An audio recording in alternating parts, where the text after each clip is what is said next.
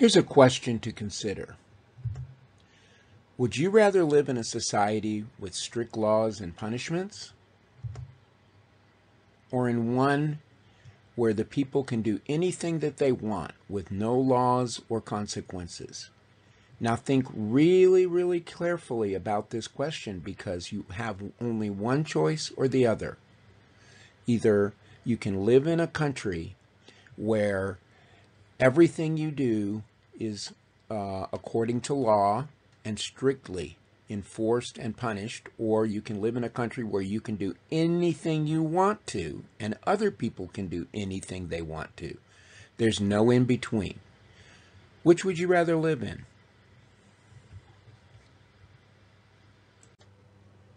Hello everyone, this is Mr. Seymour, and in this lesson we are going to be talking about the reasons that we need government. Why do we need government?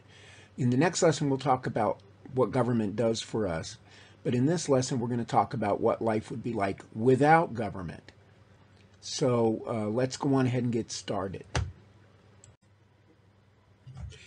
Why are governments necessary?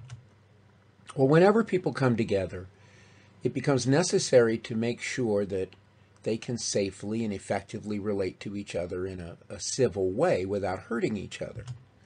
People need to be able to collectively solve important problems and to determine the rules and the standards that they, as a society, are going to live by. James Madison very famously said, "If men were angels, governments would not be necessary." But we know that men are not angels, so governments are necessary. The question is what kind of government and what kind of authority that government is going to have. So let's go back to the beginning when we look at the roots of law in world history. And I think the best place to start is with a guy named Hammurabi.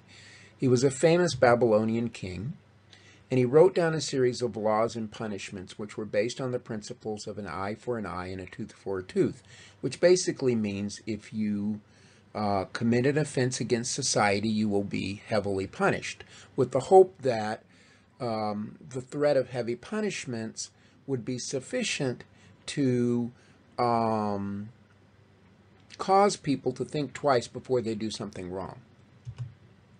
He wrote these down on ancient clay tablets, which we know today as the Code of Hammurabi. Moses, the lawgiver, he's a biblical prophet from the Old Testament.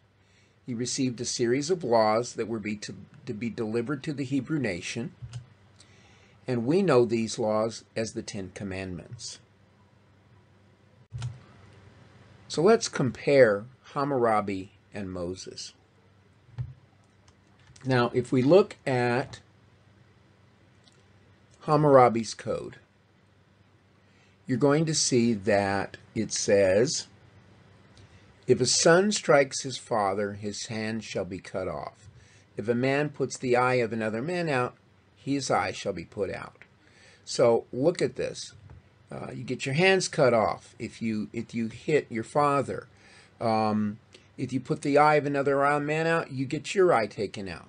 This is the first written set of codes that focus on human societal behavior and strict punishments. And the idea here is it's not necessarily moral laws as much as it is civil laws that are trying to get people to work together. Now, when we look at the Ten Commandments, most of us know these already, but the first one says, thou shalt have no other gods before me. And already then we're seeing a difference, because we're seeing not only a set of laws dealing with civil or civic behavior, but we're also seeing laws related to the relationship of man and God, which make them religious laws.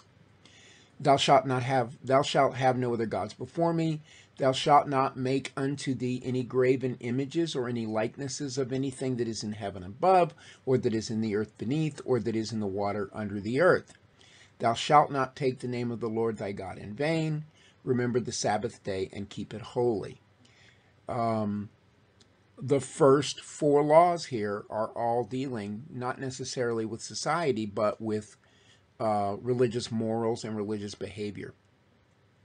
Then we get to honor thy father and thy mother, which is equivalent to, over here, you can equate it to do what your father says or you get your hands cut off. Thou shalt not kill. Those are in Hammurabi's code as well, as you will see as you get into the text. Thou shalt not commit adultery. That's in Hammurabi's code. Thou shalt not steal. That's in Hammurabi's code. Thou shalt not bear false witness, which means lying against your neighbor or accusing your neighbor falsely. That's in the code. Thou shalt not covet thy neighbor's house. Thou shalt not covet thy neighbor's wife, nor thy manservant, nor maidservant, nor ox, nor ass, meaning a donkey, nor anything that is thy neighbor's. So basically, numbers 5 through 10 here can all be seen as well in Hammurabi's code. 1 through 4, though, are religious in nature. So these laws, the Ten Commandments, focused on societal and religious. Society and religion. Whereas the codes in Hammurabi are more societal.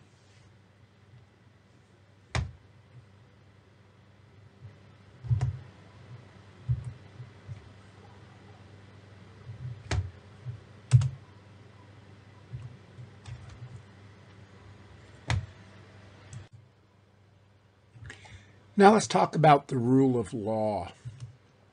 Both Hammurabi's Code and the Ten Commandments show a set of laws that are handed down with very little say from the people themselves. They're very top-down.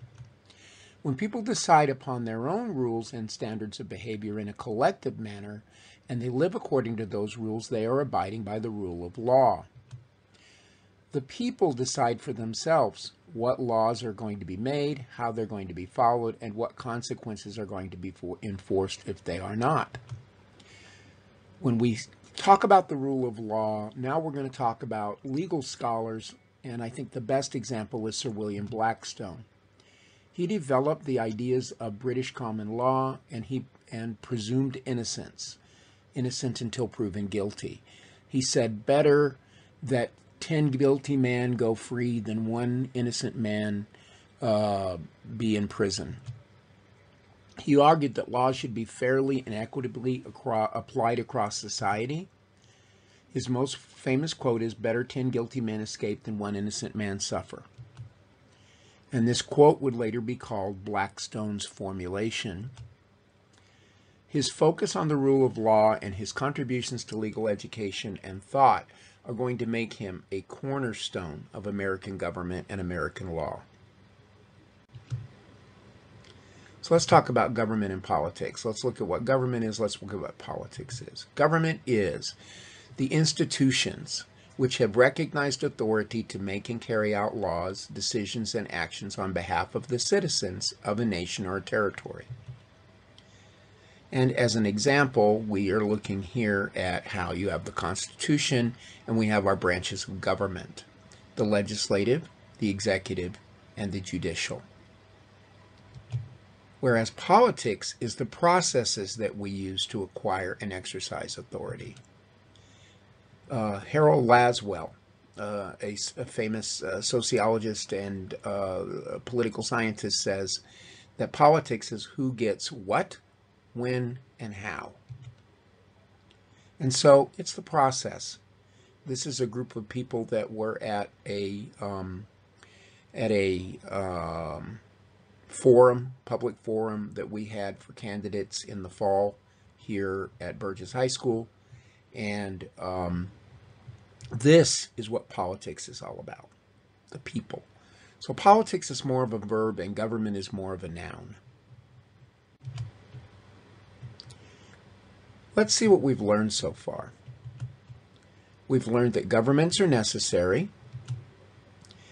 because people need to be allowed in a society to safely and effectively relate to each other in a civil way. And we need to provide a way for people to collectively solve important problems and to determine and enforce the rules and standards that they live by. And because men are not angels, as James Madison said. There is a historical tradition of societies that establish and live by the rule of law. Hammurabi and Moses are both historical examples of lawgivers, but remember, the rule of law is when people make the laws themselves. Enlightened scholars like Sir William Blackstone would lay a firm foundation and tradition of fairly enacting and enforcing man's law and natural law, or the laws of God's nature. And we need to understand that William Blackstone said there's a difference, and that God's law was supposed to be more important than man's law. And that's where we get into some area of debate today. There is a difference between government and politics. Government is the institutions that are legally established with the authority to make and enforce laws and policies in a society. Politics is the actions and processes which people use to acquire, exercise, and maintain power or authority in a society. And Harold Laswell would describe politics as who gets what and how.